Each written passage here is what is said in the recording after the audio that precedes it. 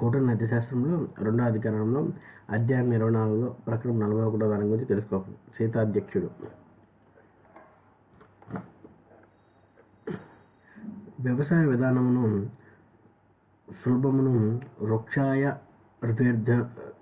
వ్యర్థమును తెలిసిన సీతాధ్యక్షుడు ఈ శాస్త్రములలో నిపుణులైన వారి సహాయముతో సకాలంలో సమస్త ధ్యానములయు పుష్పములయు ఫలములయు కాయగూరలయు కందమూలములయు తీగె జాతులయు క్షోమములయు విత్తనములను పత్తి గింజలను సేకరించవలను.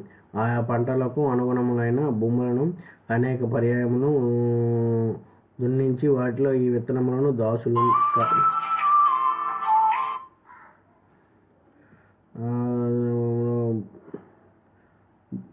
ఆయా పంటలకు అనుగుణమైన భూములను అనేక పర్యాయములు దున్నించి వాటిలో ఈ విత్తనములను దాసులు కార్మికులు దండపత్రికలు వారి చేత నాటించవలను.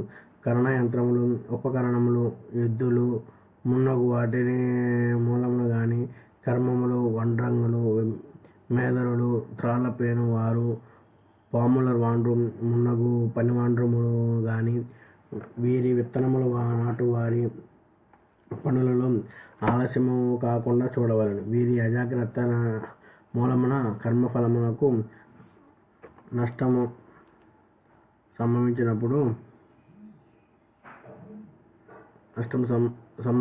ఫల నష్టమునకు సమానముగా దండమును విధించవలను.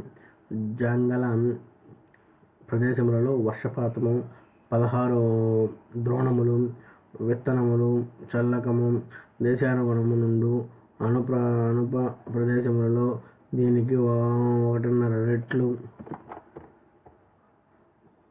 ఆస్మక దేశములలో 13.5 ద్రోణములు ఆవంతి దేశములలో 23 ద్రోణములు అప్రాంత దేశమందును మంచు ప్రదేశమందును అమితము కాలువలు ఆధారముగా విత్తనములు చల్లబడు ప్రదేశంలో కాలములతో నిమిత్తము లేని వర్షపాతము మొదటి నెలలో కడబడి నెలలలో కలిసి 3వ వంతు నడుమ 2 నెలల్లో తక్కిన 2 ఇట్టి వర్షపాతము పరమశుభము. వర్షము పండుట పండకపోవట బృహస్పతి స్థానగమన గర్భాధానము నుండి శుక్రుని ఉదయాస్తమ సంచారం నుండి సూర్యుని ప్రకృతిలోని మార్పుల నుండి తెలుసుకొనవలను. విత్తనములు మొలకెత్తుట సూర్యుని నుండి సమస్యలు కాడగట్టుట బృహస్పతి నుండి వర్షపాత పరిమాణము శుక్రుని నుండి తెలుసుకొనవలను.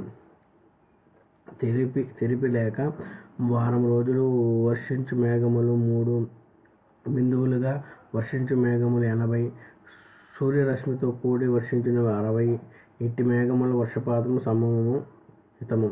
గాలిని సూర్యరశ్మిని తగు విధముగా విభాగము చేయుచు పిడుకలు ఎండుటకు తగినట్లు 3 వ్యవధులు కల్పించుచు వర్షము పడిన ఎడల సన్య వృద్ధి తప్పక జరుగును.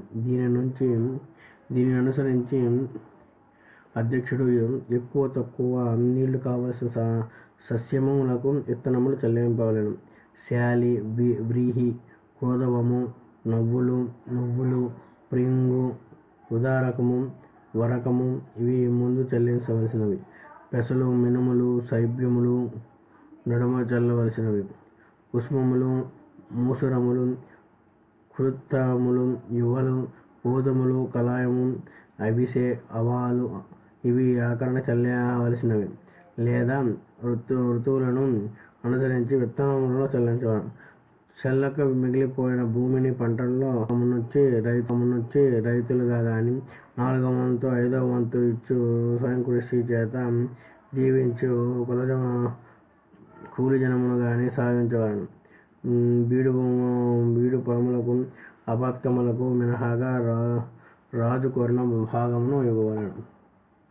సొంత జలాధారం నుండి చేతి సహాయమును నీటిని పారుదల చేసుకుని రైతులు 5వ వంతును భుజములు సహాయమున పారుదలమును చేసుకున్న వారు 4వ వంతును కాలువల ద్వారా యంత్ర సహాయమున పారుదల చేసుకున్న వారు 3వ వంతును నదులు సరస్సులు తూటకములు బావుల నుండి ఎత్తములతో ఎత్తి పారుదల చేసుకుని వారు 4వ వంతులకు నీటి పన్ను చెల్లించవలను.